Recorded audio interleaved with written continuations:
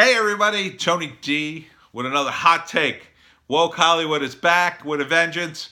Let's go through some of the stories. This is the second time I'm shooting this video. I'm going to try to keep it shorter this time. So first up, woke Picard. Star Trek Discovery, which is like super woke, has begat the Picard show, which isn't as woke, but it is kind of woke from what I've seen of it. Now, I haven't seen the whole episode. I've only seen clips, and I've seen other pundits talk about it. So take my opinion with a grain of salt. However, it's obvious to me that the people writing this new Picard series could care less. They just don't care about Star Trek, essentially. They've thrown... So I'll tell you the one thing that just infuriated me, which is why I won't watch the show, is they have Picard's servants. He's retired. So he has two Romulan servants, a husband and wife, and the wife is the one in charge, and she has an Irish accent. Makes zero sense. Zero sense.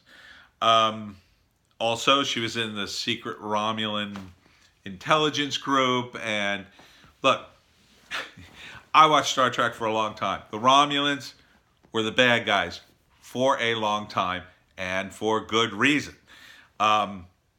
Putting them as Picard's servants, that's a pretty big jump, because Picard fought that would be like Kirk having like a Klingon gardener.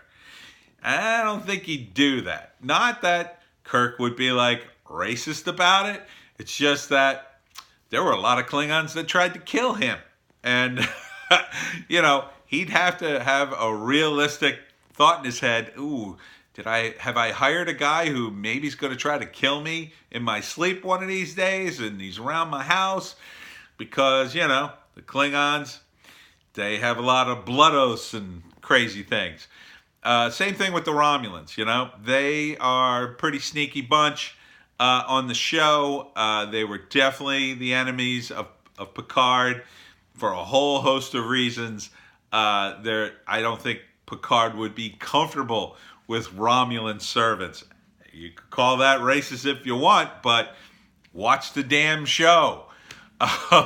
And if you're going to ignore the history of the show, then just do a different show. Just do another woke show about a retired starship captain. Call it something else. Don't ruin Star Trek.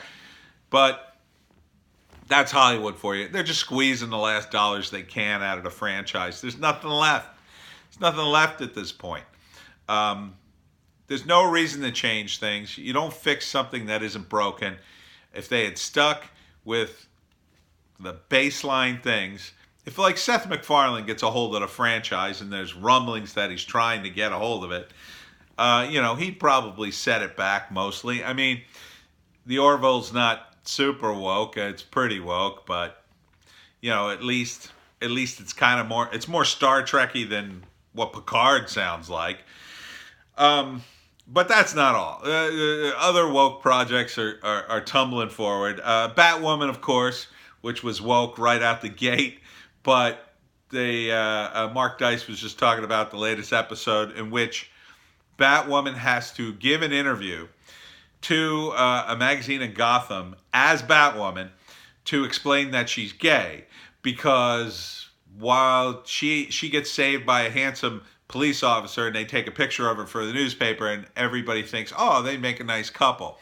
And the secret identity of Batwoman can't stand the idea that her superhero persona would be perceived as straight, which makes no sense, because you understand what a secret identity is, woke Hollywood.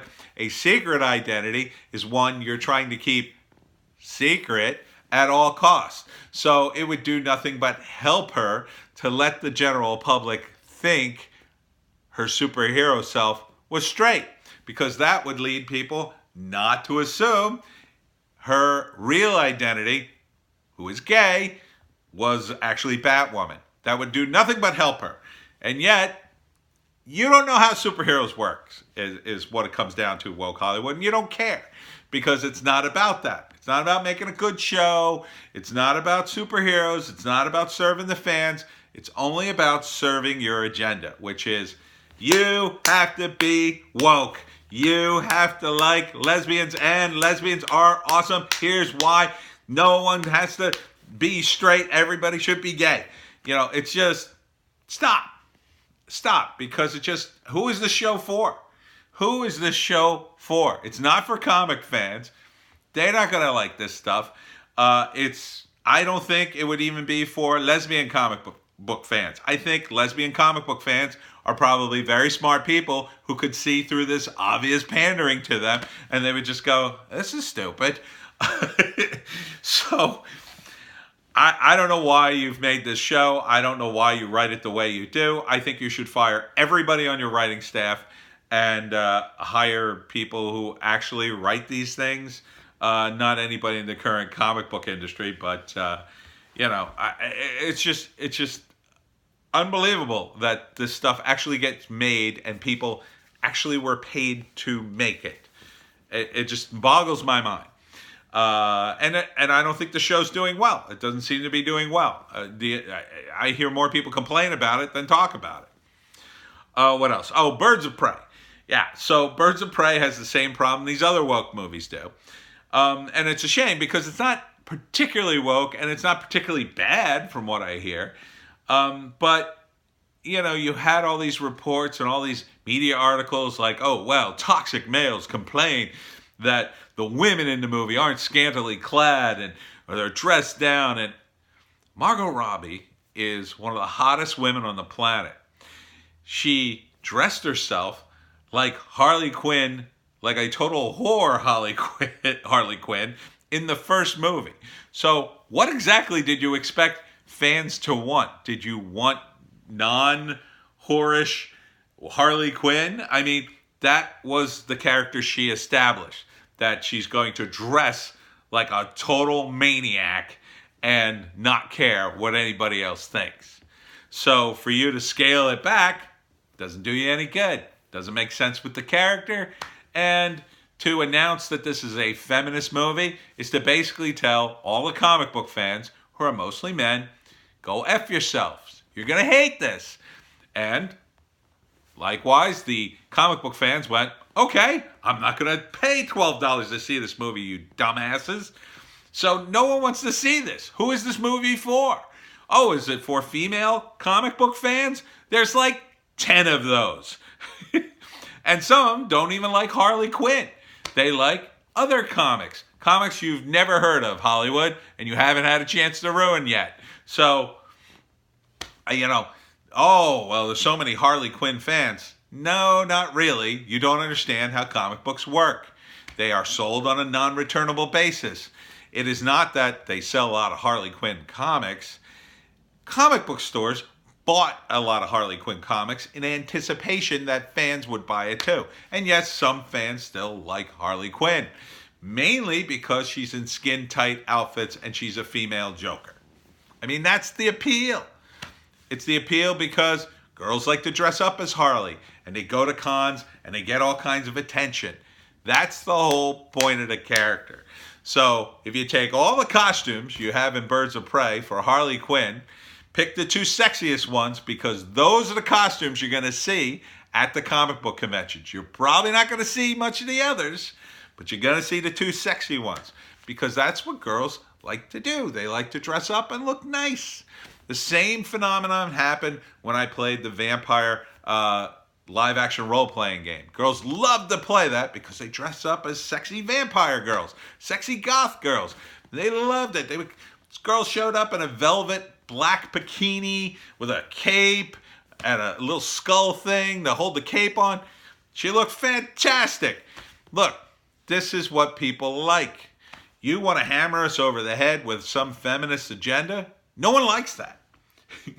Feminists might like that, but I don't think feminists like superhero movies. So who is this movie for? The three feminists who also happen to be comic book fans and also happen to be women? That's a tiny, tiny portion of people. So that's why Birds of Prey will fail. It'll just utterly fail, in my view. Because Again, DC, you don't know what you're doing. You don't make Suicide Squad and Birds of Prey. These aren't the first movies. These are downstream comics. These should have been Phase 4 if you followed the Marvel model. You already messed up Batman and Superman. You have to get those right. You haven't gotten Green Lantern right. You got Wonder Woman right. People seem to like that. You got to build on that. That's the key. You see, people seem to like Aquaman. That did okay. So, I mean, you have to go with the big characters and then eventually introduce the other characters. You should have brought in all the characters from the Green Lantern show and all the CW stuff. That seems to be doing well. Seems to have a great following. You could have brought in all those guys, used them as an anchor to get going, like the Justice League and that kind of stuff. No, but they're all separate divisions. You got all these people competing with each other internally. I get it. It's a super corporate environment. It's super competitive. But that's why you fail. Because you're competing against your own properties and your own people are competing against each other. You have to be the adult in the room and say, hey, everybody shut up. We're going to do it this way. Because that's the way it's going to be successful. And you idiots are all going to share in it, or you could just go work for somebody else. That's the way you do it. And yes, somebody will get some kudos, the director and the actors, obviously. But, it's not a good look to have Ewan McGregor, who apparently cheated on his wife, talking about what a feminist he is now. That doesn't make any sense. Just because he's a star of Birds of Prey, suddenly he's a super woke feminist, and the guy just got caught cheating on his wife. I mean, what is it? What is that? You can't rehabilitate the guy's persona like that. Tell him to shut up. Tell him to shut his hole. Tell him he's in a movie and just promote the movie. Don't promote this feminist nonsense. Because it's not... Look, if you were a real feminist, you wouldn't have hired Ewan McGregor in the first place. Because you would have said, oh my God, this man cheated on his wife. We can't hire him. But, hypocrisy is par for the course in Hollywood. What else? What other woke things do I want to talk about? So we talked about Batwoman, we talked about Picard, talked about Birds of Prey. Those were the three main ones. I mean, there's just been too many. Too many, Hollywood. Just tap the brakes on this woke stuff. How many things are you just going to completely just destroy? And why? Why can't you do this woke bullshit in your own feminist movies? Why don't you make some female characters and have some feminists running around doing stuff? Why not do those movies separate from superheroes? Why must you screw up superheroes? And Star Trek, which they appeal to men.